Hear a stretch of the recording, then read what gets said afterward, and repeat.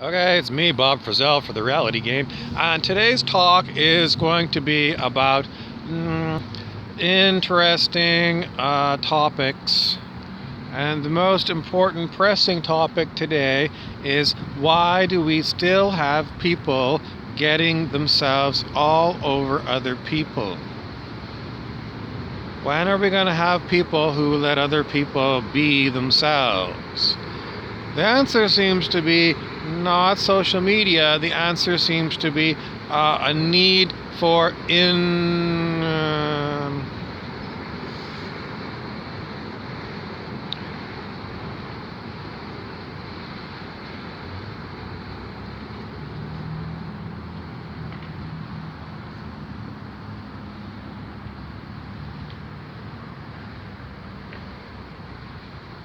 the answer is innocent. Innocent. Innocent is your natural state. And when other people are second guessing you, it's because pretty much you're not acting innocent.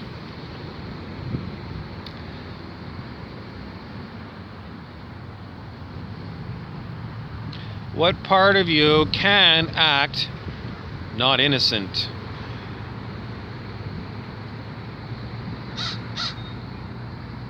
We're going to have to keep going and not answer that question just yet. The next one is, in your worlds, why do you always seem to run into the same people?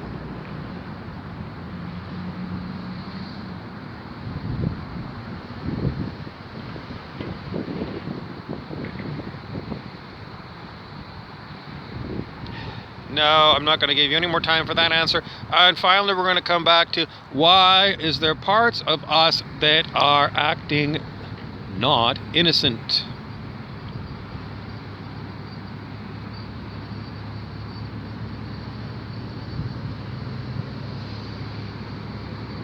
The answer is, someone here got it. It's because there are parts of you that want to steal from others.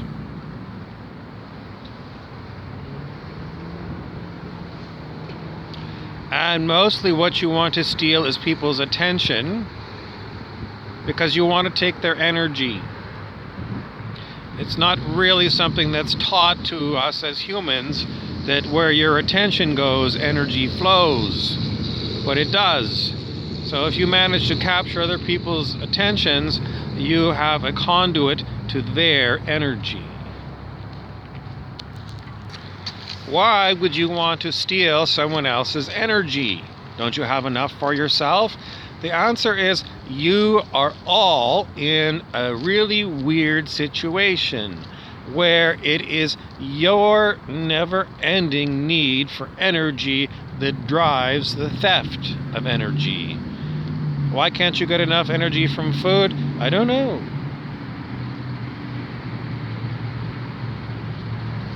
How do we know people steal energy? Because sometimes you're around certain people and they feel draining. Are they stealing from you? They are. They're stealing energy from you. The answer to how do we fix the issue is pretty much, you have got to deal with yourself. You cannot planet-wide change people. You can change yourself. And how are you going to change yourself? Pretty much you've got to learn all the stuff that the psychiatric people tell you. What things exactly? Pretty much everything that you can learn in a university first-year psychology textbook. It covers most of it. You might need to listen to a few other kind of teachers who talk more about energies. And there's plenty of them on YouTube. And the whole idea is always going to be getting you back to your innocent state and getting the criminal version of you away. How do you know when you are being the energy vampire?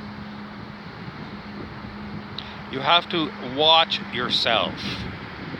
Some part of your mind has got to be dedicated to watching what your body and your mind are doing all the time. And then you got to ask that part of your mind, okay, we need you to summarize the times when I have been an energy vampire.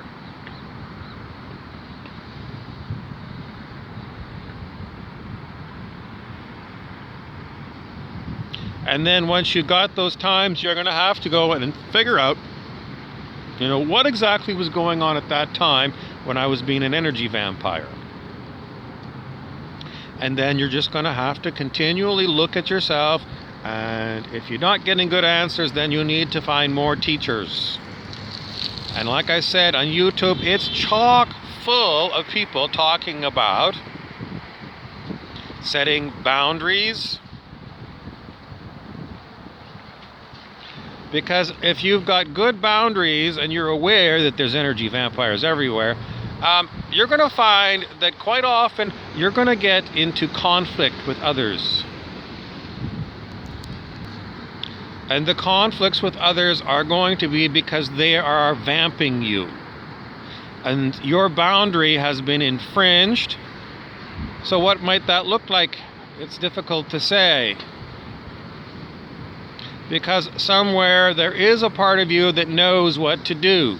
You don't have to consciously plan how you're going to react when you are feeling energy vamped.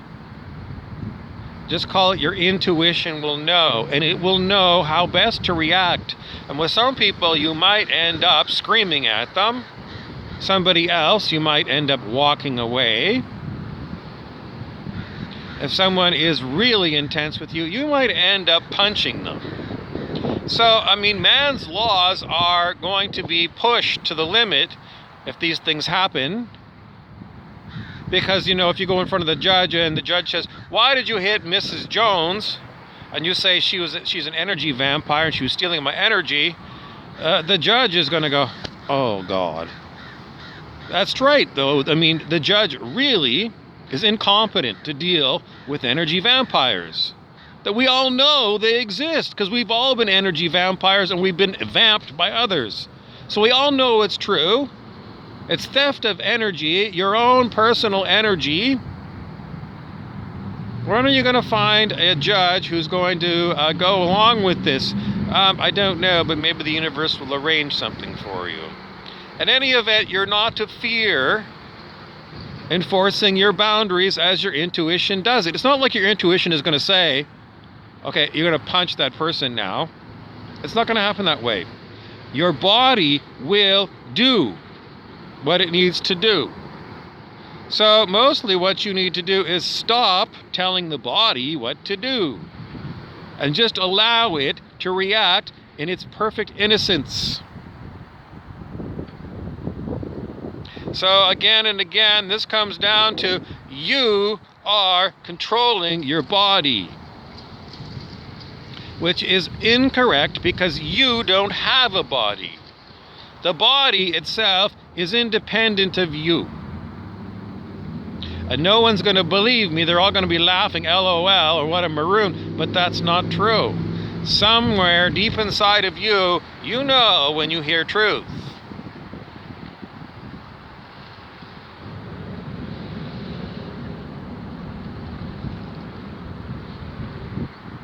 The takeaway from this talk is you have to understand why are you getting involved with others. The answer is they are energy vampires. And you're involved with them because you're setting boundaries. Now, some people might say, well, how exactly are they taking your energy? Where your attention goes, energy flows. That's the principle. How that actually happens, I'm just going with the principle. You can do your own research if you're really interested.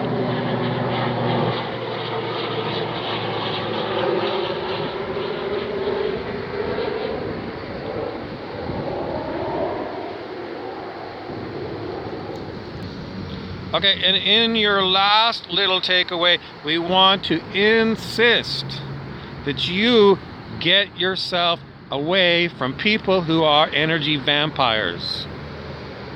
In other words, if you live with a husband or wife or a girlfriend or a boyfriend, maybe they're not the right person for you.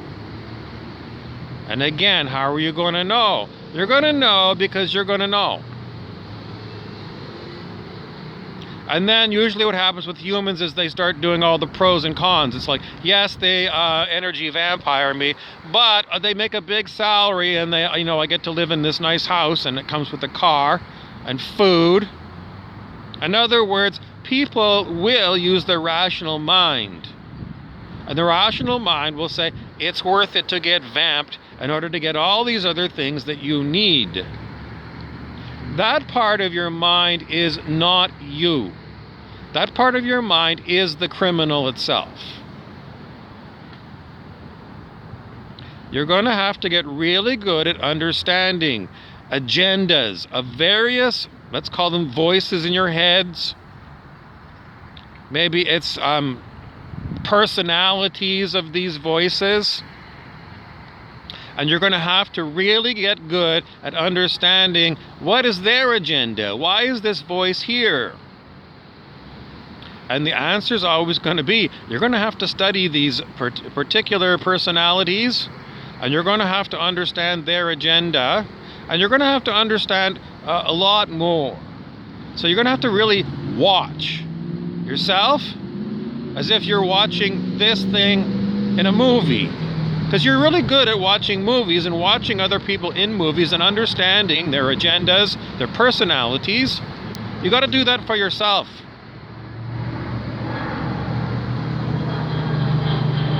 And there are so many different ways that people will energy vampire you. You're going to end up with an enormous textbook of different ways that people energy vamp you.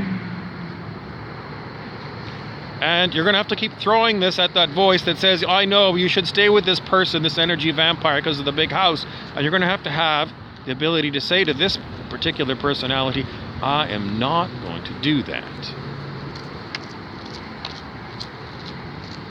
And then you're going to have to insist that that personality that is not even you fucks off. And if they're, personalities that won't fuck off, then you're going to have to live with them until circumstances change. But you can make notes on this kind of a person that will not leave when told that they don't belong, you don't want them around. They are energy parasites. Mind parasites. They're real, and they're also in your world. And they're not pleasant to deal with, let me tell you. And the only way we're going to cut them off from doing their energy parasitism is, we're still waiting for the answer, expecting sometime that all of this stuff is going to get resolved. Are these parasites going to stop parasiting? Not in my opinion. These energy parasites of the mind, they're very happy doing what they're doing, and they've been doing it a very long time. And they're not going to go away voluntarily, because this is how they live, by feeding on all of our energies.